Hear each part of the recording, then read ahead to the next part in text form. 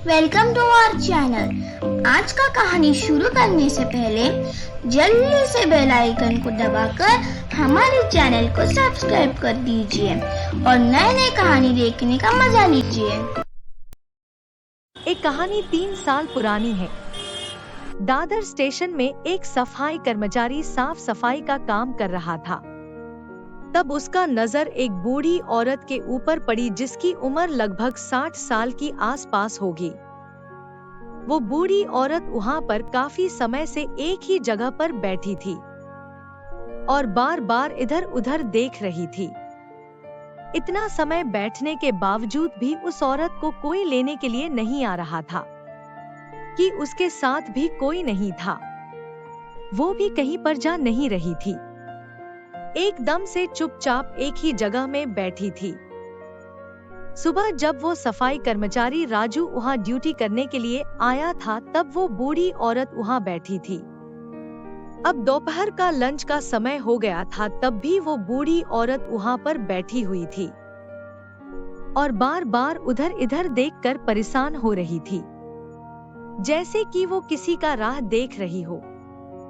उस बूढ़ी औरत को ऐसे देखकर राजू को दया आ गया और वो उसके पास जाकर बोला, माँ, मैं राजू हूँ। मैं यहाँ पर साफ सफाई का काम करता हूँ। मैं देख रहा हूँ कि आप बहुत समय हो गया है यहाँ बैठे हैं, कहीं जा भी नहीं रहे हैं।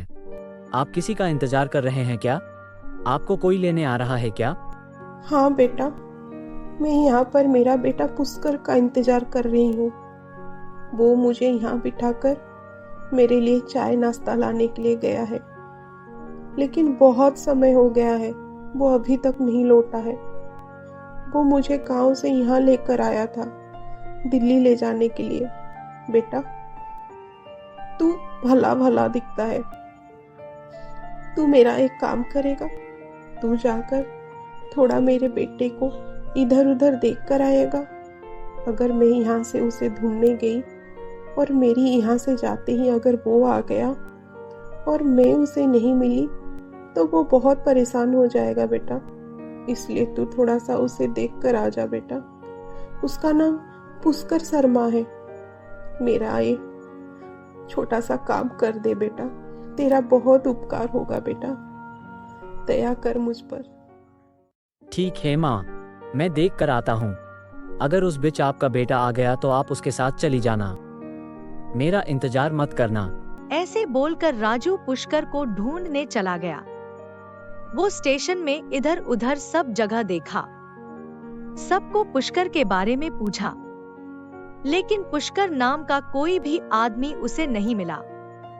वो निराश होकर उस बूढ़ी औरत के पास आया। माँ, मुझे आपकी बेटा पुष्कर कहीं नहीं मिला। मैं उन्हें स्टेशन की हर जगह पर ढूंढा, लोगों से पूछा, लेकिन किसी को पुष्कर के बारे में कुछ नहीं पता। ठीक है बेटा, तेरा बहुत बहुत शुक्रिया। तुमने मेरे लिए इतना सब कुछ किया। माँ, आपने कुछ खाया है? मैं आपके लिए कुछ खाने के लिए ला दूं? नहीं बेटा, मुझे भूख नहीं है। आजकल किसी के बारे में कौन इतना सोचता है, लेकिन तुम बहुत अच्छे हो। एक असहाय बूढ़ी औरत को देखकर तुमने मेरी बहुत मदद की और मुझे खाने को पूछा। तेरे बहुत बहुत शुक्रिया बेटा। भगवान तुझे हमेशा खुश रखे। तू अपने काम पर जा बेटा, मैं यहाँ ठीक हूँ। उसके बाद राजू उसके काम में लग गया। काम खत्म करके जब राजू रात को घर जाने के लिए रवाना हुआ तब भी वो बूढ़ी औरत वहां पर बैठी हुई थी। तब उन्हें देखकर राजू समझ चुका था कि उनका बेटा पुष्कर अब नहीं आएगा। वो उसकी माँ को स्टेशन में अकेले छोड़कर जा चुका है। इसलिए राजू फिर से उस बूढ़ी औरत के पास आकर बोलता है, माँ, आपका बेटा पुष्कर अभी तक आपको लेने नहीं आया है और मुझे लगता है कि वो अभी आएगा ही नहीं। वो आपको यहाँ अकेला छोड़कर चला गया है। ये तू क्या कह रहा है बेटा? मेरा बेटा मुझे छोड़कर नहीं जा सकता। तू उसको जानता है क्या जो उसके बारे में ऐसा बोल रहा है? शायद उसको कुछ काम आया होगा, इसलिए उसे आने में लेट हो रहा है। माँ, मुझे माफ कर देना। मेरा इरादा आपका दिल दुखाना नहीं था। इतना रात हो गया है ना, इसलिए मैंने ऐसा कहा। मुझे आप गलत मत समझना। अगर आप चाहे तो मेरे घर आ सकते हैं। मेरा घर यही स्टेशन के पास में ही है। रात में थोड़ा आराम करके सुबह चले आना। नहीं बेटा, तू जा। अगर पुष्कर आ गया तो वो मुझे यहाँ ना पाकर बहुत परेशान हो जाएगा। मैं यहाँ उसका इंतज़ार करूँगी। ठीक है माँ, आप ये बैग रखो। इसके अंदर कंबल है। ठंड का मौसम है, आपको रात में ठंड लग सकती है। ऐसे बोलकर राजू उस बूढ़ी औरत को कंबल देकर चला जाता है। घर आकर राजू अपनी पत्नी संध्या को सारी बात बताया। उनका बेटा जल्दी आ जाए तो अच्छा है, वरना वो माँ जी वहाँ पर क्या करेंगे। उधर वो बूढ़ी औरत अपने बेटे का इंतजार करते हुए स्टेशन में एक ही जगह पर बैठी हुई थी। रात की 1 बज चुका था, लेकिन उसका बेटा अभी तक उसे लेने नहीं आया था। वो बहुत परेशान हो रही थी। रात को ठंड भी ज्यादा लग रही थी, इसलिए उसने राजू का दिया हुआ कंबल उड़ाकर वहाँ पर बेंच में सो गई। अगले दिन सुबह जब राजू काम करने के लिए स्टेशन आया, तब वो उस बूढ़ी औरत को वहाँ पर सोता हुआ देखा। वो उनके पास जाकर उन्हें उठाया और बोला, माँ, अभी तक आपका बेटा नहीं आया आपको लेने? नहीं बेटा, पुष्कर अभी तक नहीं आया है। पता नहीं वो कहाँ चला गया है, मुझे यहाँ अकेले छोड़कर। मुझे तो कुछ समझ में नहीं आ रहा है कि मैं क्या करूं और उसे कहाँ ढूंढूं। कहीं वो किसी मुसीबत में तो नहीं है ना? मेरा दिल बहुत घबरा रहा है बेटा। माँ, आप मानो या ना मानो, लेकिन मुझे लग रहा है कि आपका बेटा आपको यहाँ अकेला छोड़कर चला गया है। वो आपको लेने यहाँ अब कभी नहीं आएगा। आप बेकार में उसका यहाँ पर इंतजार कर रही हैं। आप आपका गांव लौट जाइए। अगर आप बोलोगे तो मैं आपको आपके घर तक छोड़ कर आऊंगा। राजू की बातें सुनकर वो बूढ़ी औरत जोर जोर से रोने लगी। माँ, आप रो क्यों रही हैं? मेरा बेटा पुष्कर मुझे कहीं का नहीं छोड़ा है। वो मुझे बोला कि उसकी दिल्ली में एक बहुत बड़ा जॉब मिल गया है। इसके लिए वो मुझे गांव से दिल्ली ले जाने के लिए आया था। वहां पर उसकी पत्नी के साथ मुझे भी दिल्ली में साथ साथ रहने के लिए बोला था। इसलिए वो गांव का घर और जमीन बेचकर मुझे साथ में ले जाने के लिए आया था। अब तो मेरे पास मेरा घर भी नहीं बचा। कहाँ जाऊंगी मैं और क्या करूंगी मैं? आपका कोई रिश्तेदार है जिनके पास आप जाकर रह पाओ? नहीं बेटा, मेरा कोई नहीं है। मेरा नाम सुमित्रा है और मैं मुसल गांव में रहती थी, लेकिन अब तो मेरा घर ही नहीं रहा, तो मैं गांव जाकर क्या करूंगी? माँ, आप चिंता मत कीजिए, कुछ ना कुछ उपाय मिल जाएगा कि आगे क्या करना है। चलिए पहले आप कुछ खा लीजिए। नहीं बेटा, मुझे भूख नहीं है। तू अपने काम पे जा। ऐसे भी कल से तू मेरी बहुत मदद कर चुका है। मैं तेरा एहसान कभी नहीं भूल पाऊंगी। तू जा, अपना काम कर। मैं यहाँ ठीक हूँ। ठीक है माँ, अगर आपको कुछ चाहिए होगा तो मुझे बुलाना, मैं यहीं पर हूँ। ऐसे कहकर राजू अपने काम पर लग गया। दोपहर की समय जब राजू अपना काम कर रहा था, तभी उसे कुत्तों की भौंकने की आवाज सुनाई दिया। वो जाकर देखा तो सुमित्रा वहाँ पर बेहोश होकर नीचे पड़ी हुई थी और उसके पास कुत्ते भौंक रहे थे। ये देखकर राजू तुरंत उसके पास गया। उसको देखकर कुत्ते वहाँ से भाग गए। राजू सुमित्रा की मुंह पर पानी डाला और उसे होश आया। राजू सुमित्रा को बेंच पर बिठाया। माँ, आप बेहोश कैसे हो गए? मैं कल सुबह से कुछ नहीं खाया है और मेरे पास खाने के लिए पैसे भी नहीं है। दोपहर में धूप के कारण मुझे चक्कर जैसा महसूस हुआ और मैं कब नीचे गिर गई मुझे पता भी नहीं चला। क्या माँ, मैं कल से आपको खाने के लिए पूछ रहा हूँ और आप मुझे मना करते रहे कि आपको भूख नहीं है। और देखिए क्या हुआ, आपको वीकनेस के कारण चक्कर आ गया और आप नीचे गिर गए। चलिए उठिए, आप पहले कुछ खा लीजिए। चलिए माँ। उसके बाद राजू सुमित्रा को कैंटीन लेकर खाना खिलवाता है और उसके बाद अपनी पत्नी को कॉल करता है और उसे सब कुछ बोलता है। संध्या, पैसे ना होने के कारण मैं अपनी माँ को बचा नहीं पाया और मेरे आंखों के सामने मेरी माँ चल बसी, लेकिन मैं अब इस माँ को कुछ होने नहीं दूंगा। उनको अब हमारी जरूरत है। अगर तुम कहोगी तो मैं उन्हें घर लेकर आना चाहता हूँ। वो हमारे पास हमारे घर में रहेंगे, एक सदस्य की तरह। संध्या बहुत अच्छी और सुलझी हुई लड़की थी, इसलिए उसने सुमित्रा को घर लेकर आने की स्वीकृति दे दी। राजू खुश होकर सुमित्रा से कहा, माँ, चलिए मेरे घर। आज से आप मेरे घर में रहेंगे मेरी माँ बनकर। मैं जानता हूँ कि मैं आपको इतना ऐसो आराम से नहीं रख पाऊंगा, लेकिन मेरा यकीन कीजिए, मैं आपको 2 वक्त की रोटी खाने को जरूर दे पाऊंगा माँ। वहाँ पे आपको कोई तकलीफ नहीं होगी। नहीं बेटा, तू खामोखा मेरे लिए परेशान हो रहा है। मेरी नसीब में जो लिखा होगा वो मैं झेल लूंगी। तू बेकार में परेशान मत हो बेटा। माँ, मैं अब आपका कोई भी बात नहीं सुनूंगा। आप अभी और इसी वक्त मेरे साथ घर चलेंगे। उसके बाद राजू सुमित्रा को अपने घर लेकर आता है। माँ, ए संध्या है मेरी पत्नी और ए मेरी बेटी पिंकी। संध्या ए सुमित्रा माँ हैं जिनके बारे में मैं तुम्हें बताया था। उसके बाद संध्या सुमित्रा के पैर पकड़कर आशीर्वाद लेती है। ये देखकर पिंकी बोलती है, मम्मी, ये कौन है? पिंकी बेटा, ये तुम्हारी दादी है। गांव से आए हैं। आज से वो हमारे साथ रहेंगे। क्या?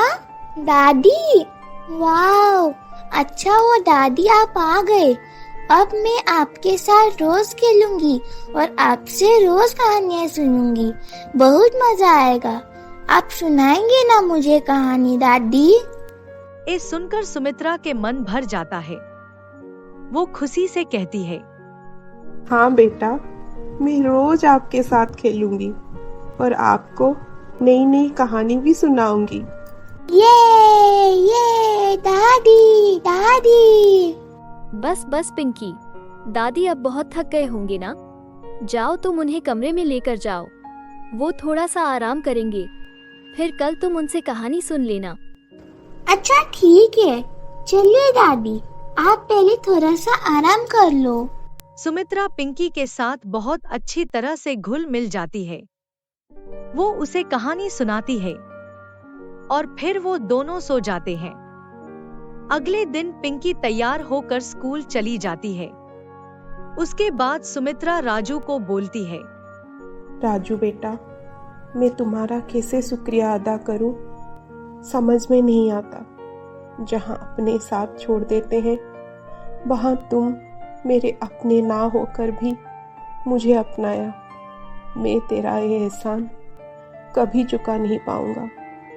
एक बात कहूं बेटा, तू मेरे लिए स्टेशन में कोई काम देख ले।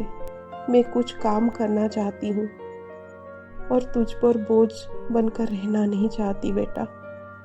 माँ, आप ये क्या बोल रही हैं? भला माँ अपने बेटे के ऊपर बोझ कैसे रह सकता है? क्या ये बात आप आपके बेटे पुष्कर से कहते, जो आप मुझे अभी कहा?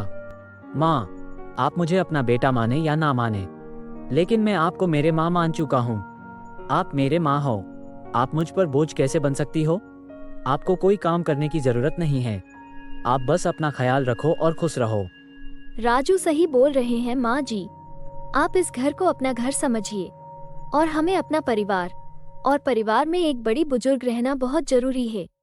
उनका आशीर्वाद बच्चों के ऊपर हमेशा रहना चाहिए। हम लोग तो आपको अपना मान चुके हैं, अभी आप भी हमें अपना मान लीजिए। राजू और संध्या की बातें सुनकर सुमित्रा की आंख भर जाती है। मुझे माफ कर दो बच्चों, मैंने तुम दोनों का दिल दुखाया है। आज से तुम दोनों मेरे बेटे और बहू हो। मैं इस घर से अब कहीं नहीं जाऊंगी। शायद पिछले जन्म में मैंने कुछ पुण्य किए होंगे, जिसके कारण तुम दोनों मुझे मिले। मैं अब बहुत खुश हूँ। मुझे अब जिंदगी से कोई शिकायत नहीं है। तुम दोनों हमेशा खुश रहो बेटे, तुम दोनों हमेशा खुश रहो। ऐसे ही कुछ दिन बीत गया। सुमित्रा राजू के घर में एक सदस्य की तरह रहने लगी। एक दिन संध्या बहू, मुझे घर में बैठ कर बोर लग रही है बेटा। तू और राजू मुझे कुछ काम करने नहीं देते, इसलिए मैंने सोचा है कि क्यों ना मैं अब बाजार से सब्जी लेकर आऊं। इस बहाने मेरी कसरत भी हो जाएगी। ठीक है माँ जी, आप जाइए। सुमित्रा सब्जी लाने बाजार चली गई। जब वो सब्जी लेकर लौट रही थी, तब उसकी नजर एक आदमी के ऊपर पड़ी जो वहां पर लॉटरी बेच रहा था। एक लॉटरी की कीमत 50 रुपया था और लॉटरी जीतने वाले विजेता को 10 करोड़ रुपए का इनाम दिया जाएगा। ये सुनकर सुमित्रा को पता नहीं क्या हुआ। वो उस आदमी के पास जाकर 3 लॉटरी टिकट्स खरीद लिया और घर आकर संध्या को सब कुछ कहा और उसे लॉटरी टिकट संभाल के रखने को बोली। माँ जी, आप बोल रहे हैं इसलिए मैं ये टिकट संभाल कर रख रही हूँ, लेकिन हम लॉटरी की इनाम जीतेंगे उसका मुझे विश्वास नहीं है, क्योंकि आज तक मैंने किसी को लॉटरी जीतता हुआ नहीं देखा है और ना ही सुना है। ये सब झूठ होता है। संध्या बेटा, अगर हमारी किस्मत में लॉटरी जीतना लिखा होगा तो हम जरूर जीतेंगे। अगर किस्मत में नहीं लिखा होगा तो नहीं जीतेंगे, लेकिन एक बार कोशिश करने में क्या जाता है। अगले सोमवार को लॉटरी विजेता का नाम न्यूज़पेपर में आएगा। तब तक तू ये टिकट्स संभाल के रख बेटा। और हाँ, ये सब के बारे में तू राजू को अब मत बताना। हम उसे सोमवार को ही सब कुछ सच सच बता देंगे। ठीक है माँ जी, जैसे आपकी मर्जी। समय चलता रहा और देखते ही देखते सोमवार आ गया।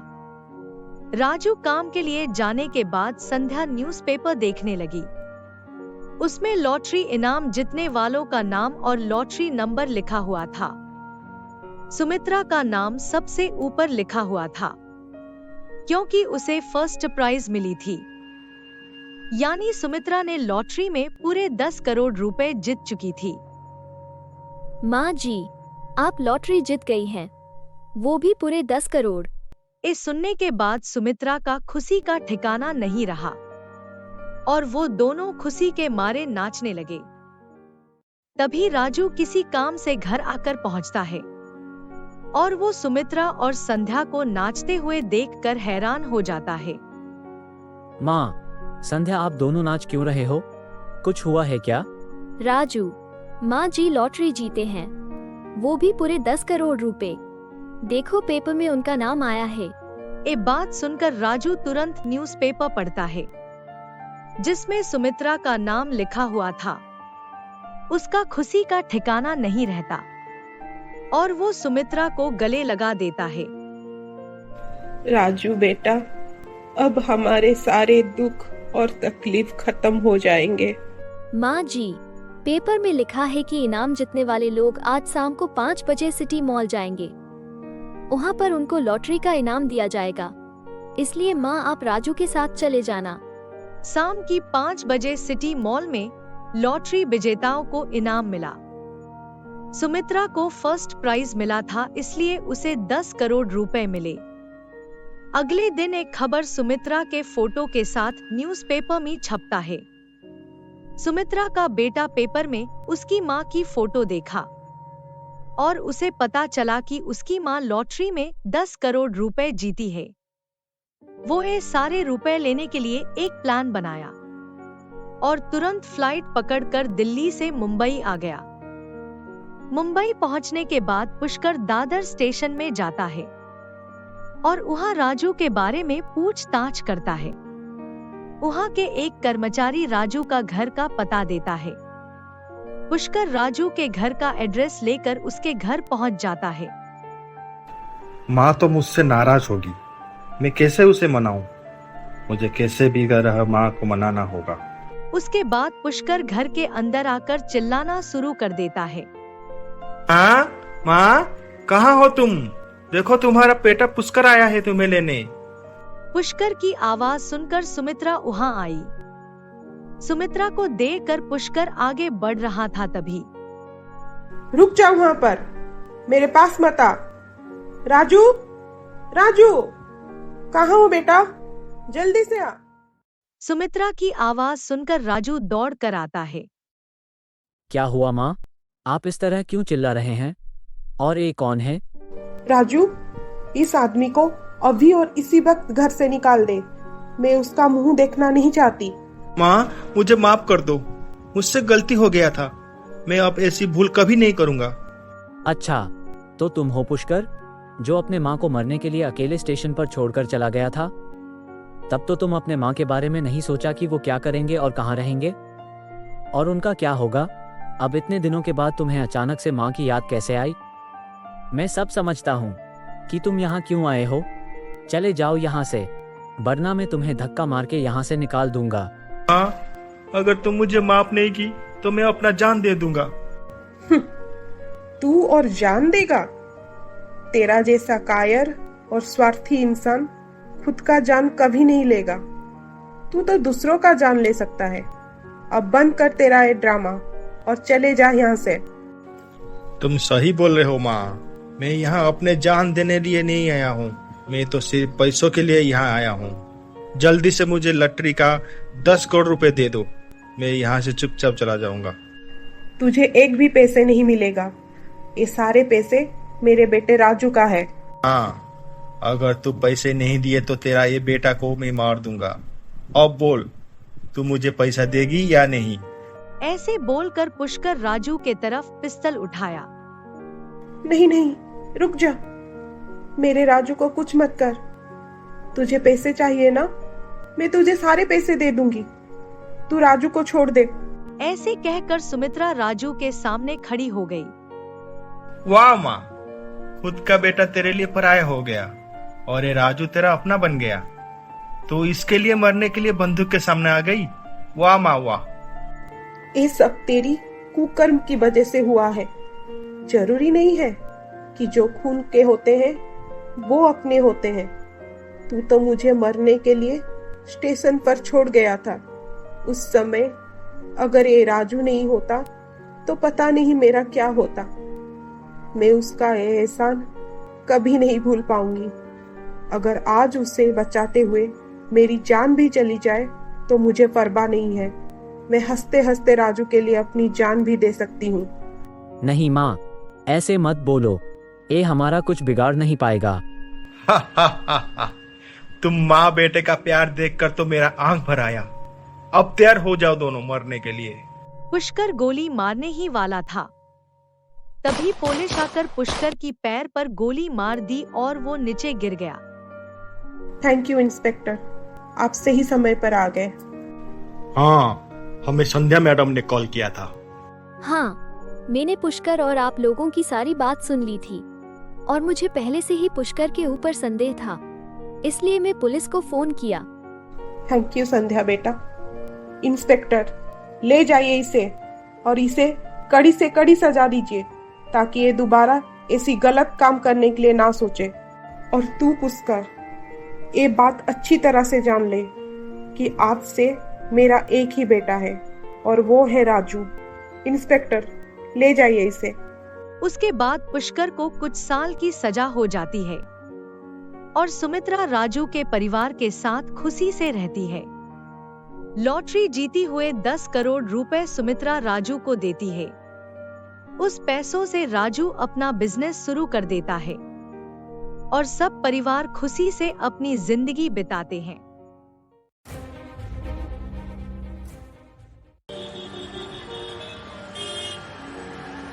डॉक्टर संध्या अपनी कैबिन में बैठी थी। तब कुछ लोग दौड़ के उनके पास आए और हाथ जोड़कर बोले, डॉक्टर मैडम, हमारे दोस्त को बचा लीजिए, उसकी जान खतरे में है। देखिए, आप लोग शांत हो जाइए, घबराइए मत और बोलिए क्या हुआ है। मैडम, हमारे दोस्त का एक्सीडेंट हुआ है। हम लोग उसे हॉस्पिटल लेकर आए हैं। उसका बहुत खून बह रहा है, उसकी कंडीशन बहुत सीरियस है। आप जल्दी चलिए। डॉक्टर संध्या उन लोगों के साथ केबिन से बाहर आई। तुरंत एम्बुलेंस से उस आदमी को बाहर लाया गया। उसके सर और शरीर से बहुत खून बह रहा था। जब संध्या की नजर उस आदमी के ऊपर पड़ी तो वो चौंक गई। उसकी पैर कांपने लगी और उसकी आंखों से आंसू बहने लगे। उसे कुछ समझ में नहीं आया और वो घबराकर अपने केबिन में चली गई। और वहां जाकर संध्या ने दूसरे डॉक्टर को कॉल किया। वो डॉक्टर आने के बाद तुरंत उस आदमी की ट्रीटमेंट शुरू हो गया। लेकिन ये आदमी कौन था जिसको देखकर डॉक्टर संध्या इतना घबरा गई थी? ये हॉस्पिटल डॉक्टर संध्या की थी और वो शहर की मानी जानी मशहूर डॉक्टरों में से एक थी। फिर क्या हुआ था कि उस दिन डॉक्टर संध्या उस आदमी को देखकर इतनी घबरा गई और अपनी केबिन में चली गई। तो चलिए दोस्तों, इस कहानी को जानने के लिए हम थोड़ा सा 8 साल अतीत में चलते हैं।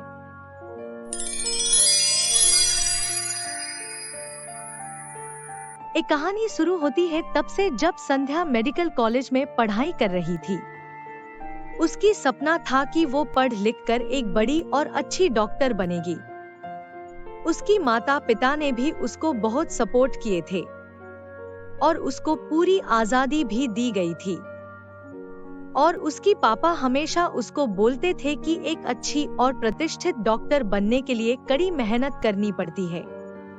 संध्या उसकी पापा की बात से सहमत थी। वो पढ़ाई को लेकर बहुत सीरियस थी।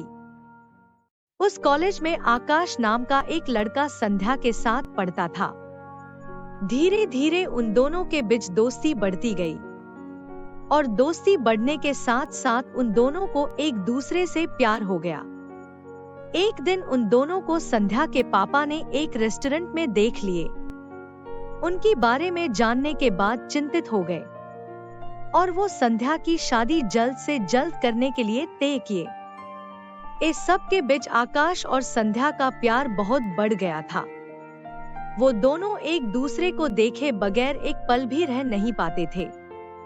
समय मिलते ही वो दोनों कॉलेज की बाहर किसी रेस्टोरेंट में या तो फिर किसी पार्क में रोज मिलते थे। और उस तरफ संध्या की पापा उसके लिए एक अच्छा सा रिश्ता देख रहे थे। ये बात जानने के बाद संध्या उसकी पापा को शादी करने के लिए मना कर दिया। पापा, आप ये क्या कर रहे हैं? मैं ये शादी नहीं कर सकती। मैं किसी और से प्यार करती हूँ। आप प्लीज मेरे लिए रिश्ता ढूंढना बंद कीजिए पापा। सुन संध्या, तेरी शादी उससे होगी जिसको मैं पसंद करूंगा। तुझे हमने आजादी दी है।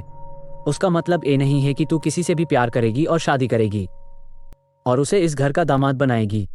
कोई एरा गेरा आलोक मित्तल का दामाद नहीं बन सकता। लेकिन पापा, आकाश कोई एरा गिरा नहीं है। वो मेरे साथ मेडिकल कॉलेज में पढ़ रहा है और बाद में वो एक डॉक्टर ही बनेगा। मैं उससे शादी करके बहुत खुश रहूंगी पापा। हमारी स्टेटस के अनुसार उसकी स्टेटस क्या है? अगर वो बनेगा तो सिर्फ एक डॉक्टर ही तो बनेगा। उसके अलावा उसके पास और क्या है? ना कोई घर, ना बैंक बैलेंस, कुछ नहीं है उसके पास। वो खुद हॉस्टल में रहता है। शादी के बाद वो तुझे कहाँ रखेगा? देख संध्या, मैं तेरे लिए अपनी स्टेटस के हिसाब से लड़का देखूंगा और उससे ही तेरी शादी होगी। अगर तू मेरा हिसाब की लड़के से शादी नहीं की तो मेरे मरा मुंह देखोगी। पापा सुनिए तो पापा, मेरी मेडिकल पढ़ाई का क्या होगा? ये मेरी फाइनल ईयर है पापा। अगर मेरी शादी हो गई तो मेरी पढ़ाई बंद हो जाएगी पापा। मैंने इस पढ़ाई के लिए बहुत मेहनत की है पापा। शादी के बाद भी तू पढ़ाई कर सकती है। और हाँ, तेरी शादी मैं बहुत जल्दी करवाऊंगा, वो भी मेरे पसंदीदा लड़के से। समझी तुम? अगर तुम कुछ उल्टी सीधी हरकत की तो मुझसे बुरा कोई नहीं होगा। ये बात याद रखना। पापा सुनिए मेरी बात पापा, प्लीज पापा सुनिए मेरी बात। संध्या की पापा उसकी कोई भी बात नहीं सुने और गुस्से में आकर कमरे से चले गए। संध्या दुखी होकर रोने लगी।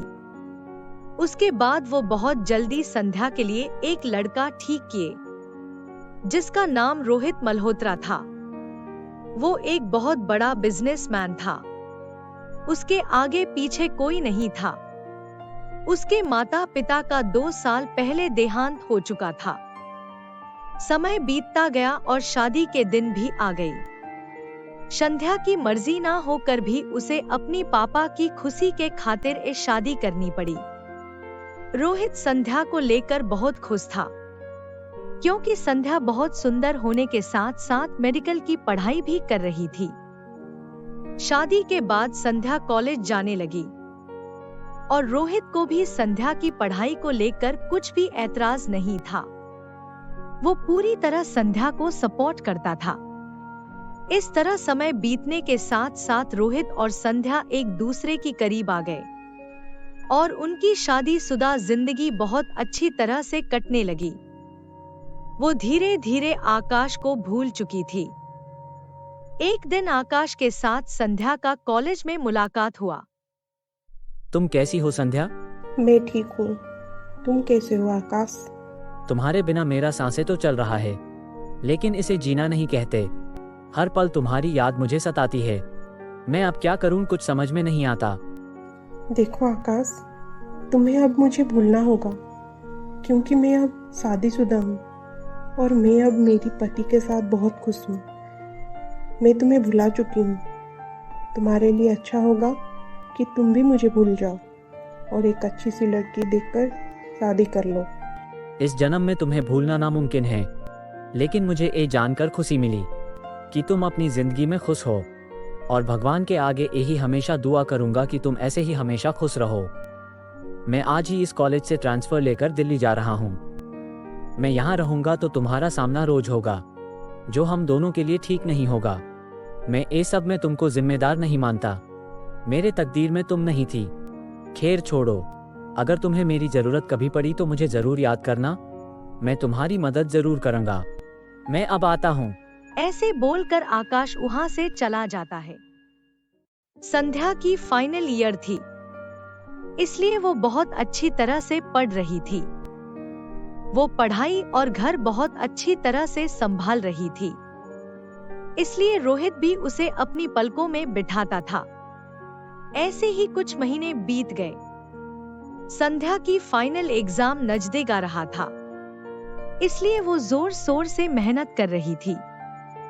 वो रोहित को थोड़ा कम समय दे पाती थी, इसलिए रोहित अपने अयाश दोस्तों से मिलने लगा।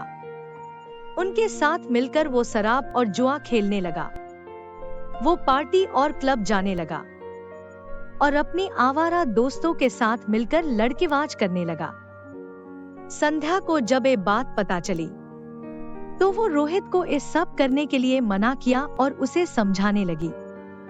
रोहित संध्या की बात सुन तो रहा था, लेकिन जब वो घर से बाहर जाता था वो सब कुछ भूल जाता था और फिर से अपने दोस्तों के साथ मिलकर शराब पीता था और लड़कीबाज करता था। धीरे धीरे वो घर रात को बहुत लेट में लौटता था, जिसको लेकर संध्या बहुत परेशान रहने लगी थी। अब माहौल ऐसे बन चुका था कि रोहित संध्या के ऊपर अब चिल्लाना शुरू कर दिया था। वो अब संध्या की एक भी बात मान नहीं रहा था। बेकार की बातों को लेकर संध्या के साथ झगड़ा कर रहा था। संध्या पूरी तरह से फंस चुकी थी, क्योंकि उसको पढ़ना भी था और कॉलेज से आकर घर का काम भी करना था और साथ में रोहित के साथ टाइम स्पेंड करना था। लेकिन रोहित शराब पीकर घर आकर के उसके साथ अब झगड़ा करता था। उसको ये सब कुछ ठीक नहीं लग रहा था, इसलिए संध्या दुखी होने के साथ साथ चिड़ाकू भी हो गई थी। रोहित और संध्या के बीच अब इतना प्यार नहीं रहा था। संध्या जितना भी रोहित को समझाने की कोशिश कर रही थी, वो इतना ही उसके ऊपर गुस्सा करता था और कभी कभी उसके ऊपर हाथ भी उठाता था, जिसकी वजह से घर नरक जैसा बन गया था। संध्या कभी नहीं चाहती थी कि रोहित शराब पिए जुआ खेले, लेकिन रोहित को इस तरह ये सब चीजों से लगाव हो गया था कि वो खुद को रोक नहीं पाता था। दिन ब दिन वो शराब और जुए की नशे में फंसता जा रहा था। और घर लेट में आकर संध्या को गाली गलौज और मार पीट करता था और उसके साथ खराब पेश आता था। संध्या की अक्सर आंखों से आंसू बहती थी। वो रात रात भर रोती थी। वो मन ही मन सोचती थी कि पापा ने उसके साथ एक क्या कर दिया, क्यों रोहित के साथ उसकी शादी करवा दी और उसकी जिंदगी को नर्क बना दिए। ऐसे ही दिन बीतता गया और एक दिन संध्या को पता चला कि वो प्रेग्नेंट है। उसकी खुशी का ठिकाना नहीं रहा। वो घर आकर खुशी से रोहित को बोली, रोहित, एक खुश खबर है, मैं माँ बनने वाली हूँ और तुम पापा। अब तो हमारे आने वाले बच्चे के लिए तुम शराब पीना छोड़ दो, फिर से पहले की तरह रोहित बन जाओ, वरना सब कुछ खत्म हो जाएगा। रोहित, हमारे बच्चे के खातिर तो तुम बदल जाओ प्लीज। नशे में चूर रोहित संध्या को कुछ ना कहकर वहां से चला गया। संध्या बेचारी रोहित का ये हरकत देखकर बहुत दुखी हुई। वो मन ही मन सोच रही थी, चाहे जो भी हो जाए वो अपनी होने वाले बच्चे की ठीक से परवरिश करेगी और उसे एक अच्छा इंसान बनाएगी। संध्या प्रेग्नेंट है, ये बात जानकर भी रोहित को कुछ फर्क नहीं पड़ रहा था। वो तो अपने आवारा दोस्तों के साथ रात रात भर शराब पीकर मस्त रहता था। डिस्को करना, पार्टी करना और लड़कियों के साथ अयाशी करना उसका आदत बन चुका था। इस हालत में भी वो संध्या के ऊपर रोज गाली गलौज करता था। वो संध्या की बिल्कुल केयर नहीं करता था। ऐसे ही 7 महीने बीत गए। एक दिन रात को रोहित शराब पीकर एक लड़की को लेकर घर आया और उसे अपने कमरे में लेकर गया। संध्या ये सब देखकर बर्दाश्त नहीं कर पाई। वो गुस्से से लाल हो गई। वो रोहित को ऐसी गंदी हरकतें करने के लिए मना की। उन दोनों के बीच जोर शोर से झगड़ा होने लगा। गुस्से में आकर रोहित संध्या को धक्का दे दिया। संध्या नीचे गिर गई। जमीन पे गिरकर वो दर्द के मारे चीखने लगी, लेकिन रोहित वहां से चला गया। तभी उनके एक पड़ोसी संध्या की चीखने की आवाज सुनकर वहां पहुंचे और संध्या को हॉस्पिटल लेकर गए। डॉक्टर तुरंत ऑपरेशन शुरू कर दिए। उन्होंने हॉस्पिटल से रोहित को फोन किए, लेकिन रोहित उनका फोन रिसीव नहीं किया। फिर उन्होंने संध्या के पापा को कॉल किए। संध्या के बारे में ऐसी खबर सुनते ही तुरंत उसके पापा मम्मी हॉस्पिटल पहुंच गए। कहाँ है मेरी बेटी? आप संध्या जी के पापा हो?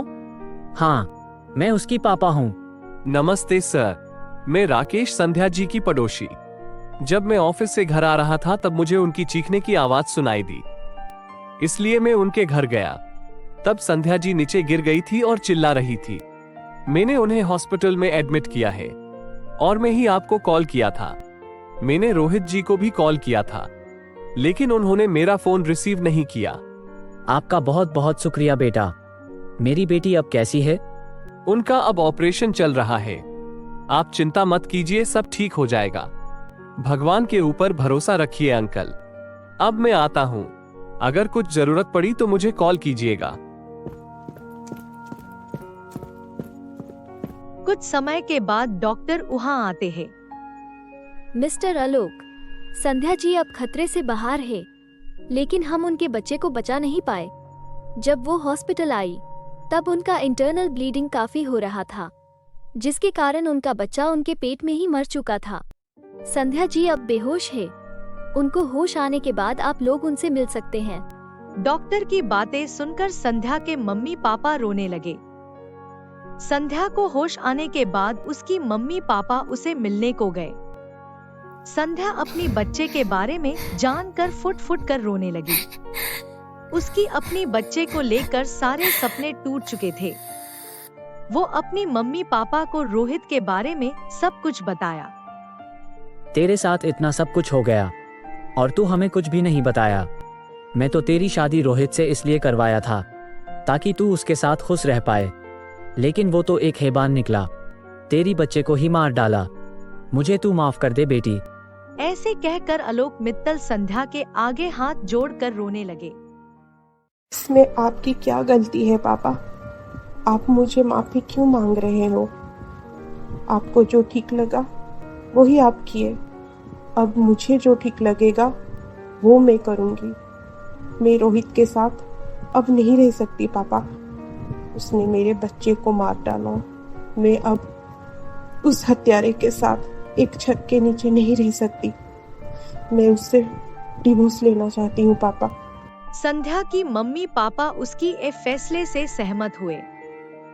संध्या हॉस्पिटल से डिस्चार्ज होने के बाद कोर्ट में रोहित से डिवोर्स लेने के लिए केस फाइल किया और 6 महीने के अंदर उन दोनों का डिवोर्स हो गया और वो दोनों अलग हो गए। उससे रोहित को कुछ फर्क नहीं पड़ा। वो तो बस अपना आवारा दोस्तों के साथ शराब की नशे में डूबा रहता था। समय बीत रहा था। संध्या अब मेडिकल की पढ़ाई खत्म करके एक अच्छी डॉक्टर बन चुकी थी।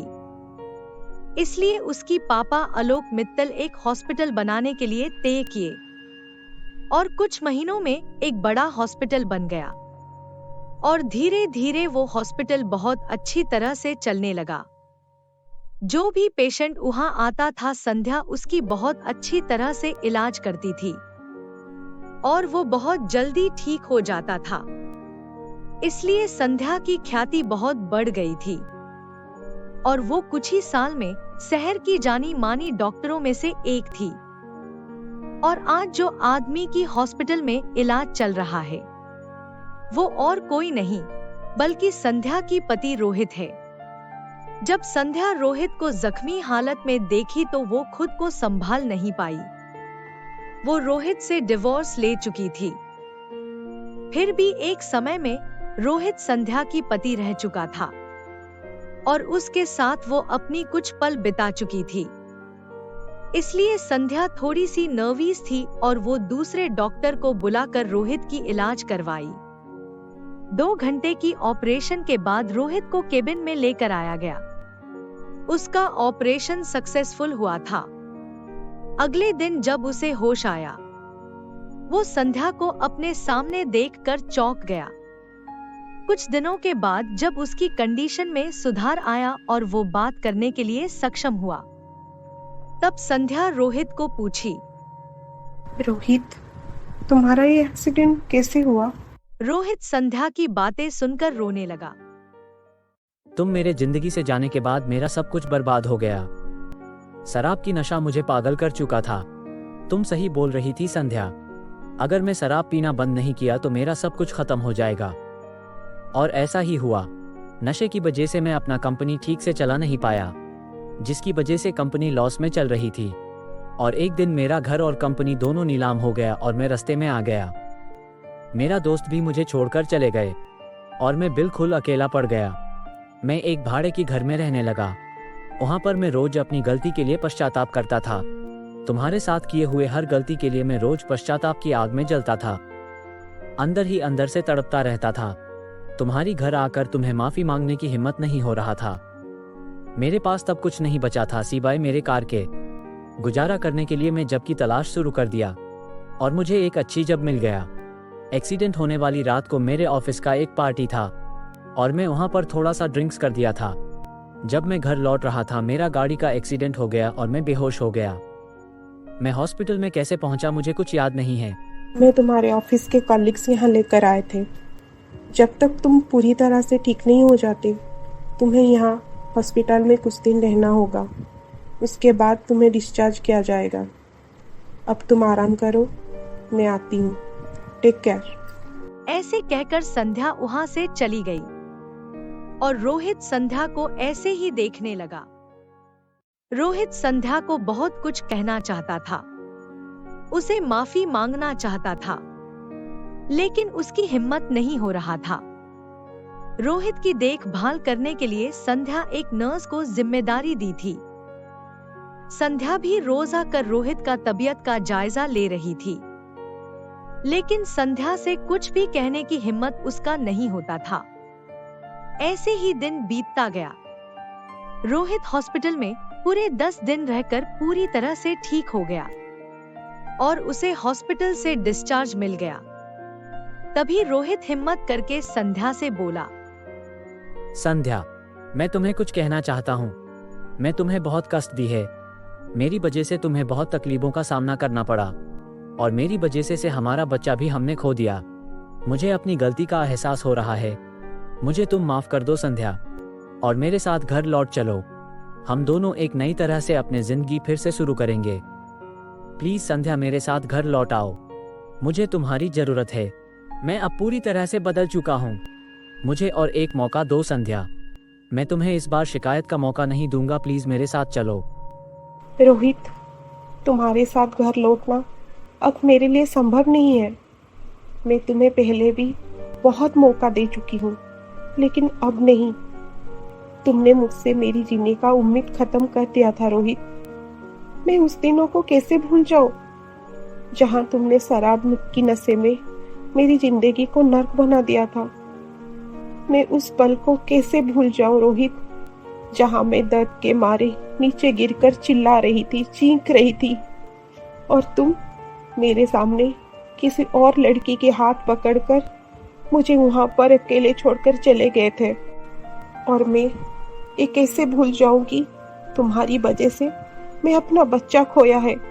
मैं ये सब नहीं भूल सकती रोहित। मैं तुम्हें माफ तो कर सकती हूँ, लेकिन तुम्हारे साथ फिर से घर संसार बसा नहीं सकती।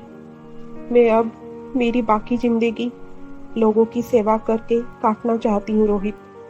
गरीब लोगों की मैं फ्री में इस हॉस्पिटल में इलाज करती हूँ। वो लोग मुझे बहुत सारा प्यार और आशीर्वाद देते हैं। मुझे बहुत अच्छा लगता है और मैं बहुत खुश हूँ। और ऐसे ही मैं अपनी बाकी जिंदगी बितानी चाहती हूँ। मुझे अब अपनी जिंदगी से कोई शिकायत नहीं है। मैं यहाँ पर बहुत खुश हूँ रोहित। संध्या की बातें सुनकर रोहित एकदम से चुप हो गया। वो संध्या को और कुछ बोल नहीं पाया। संध्या भी रोहित की मेडिकल का बिल नहीं ली और रोहित से कहा, रोहित, मेरी एक बात मानोगे? तुम प्लीज शराब पीना छोड़ दो। शराब की वजह से तुमने अपना सब कुछ खो दिया और तुम्हारी जान जाते जाते बच गया।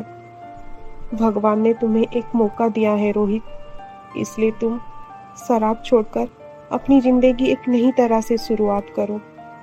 इतना बोलकर संध्या चली गई और रोहित भी अपना घर चला आया।